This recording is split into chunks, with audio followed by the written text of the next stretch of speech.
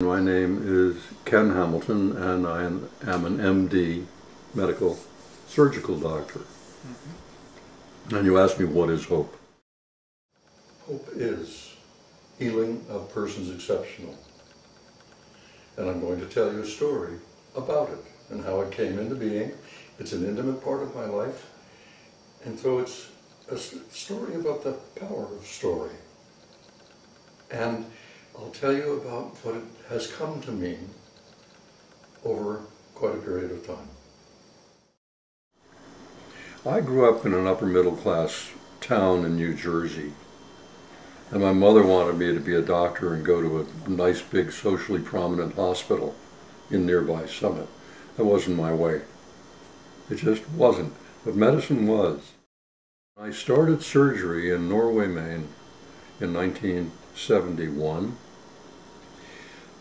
One of my patients stopped me at the door of her hospital room the night before her operation. She said, "Can I tell you something about myself? Because we're going to have an operation tomorrow, and I want everything to be right." I said, "Sure, go ahead." And she told me a story about violence, about abuse, and it was not fun. I could see that this was a part of life, and it didn't have a diagnosis to it. So then my doctor self had to kind of park himself and be quiet and just listen. So it was, and with that, I found I had an ability to listen, and I got a reputation for that. In spite of the fact I was a surgeon, you know, if you need to see a doctor, you need to see surgery, go see Doc Hamilton. Yeah. HOPE, H period, O period, P period, E period, stands for healing of persons exceptional. HOPE is a system of supportive groups for people facing tough challenges in their lives. I started studying human development in 1975 when I ran into my own stuff. And so this is what's important about what is hope. Because for me, the things that really matter in life all have a story behind them. All right?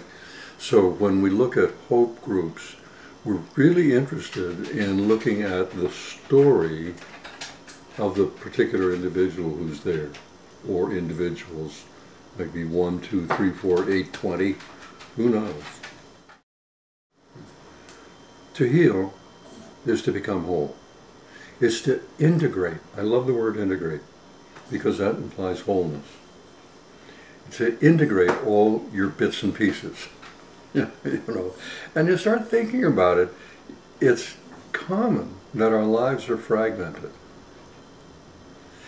And so what can we do to pick up the pieces? Tell our story to a group of people who are going to listen to the story without judging it, without criticizing it, without offering any advice. You know? Listen. Shut up, zip your lip, and listen. So the rest of the letters in HOPE are of simple persons. You and I are both persons. That's our shared common humanness. But they ain't no two of us alike, begod. You're not me and I'm not you. And so that's HOPE, and that's how it got started.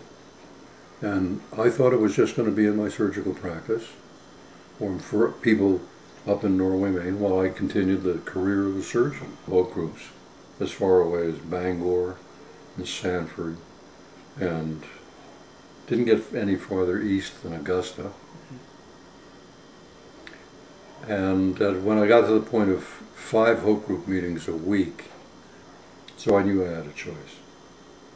And I knew that what I had to choose. And I have a great wife, and she said, "You do what you have to do, Kenneth." And I said, "Okay." So I shut my surgical practice down and got rolling on this. It works and it's teachable. Other people can do it. That's HOPE.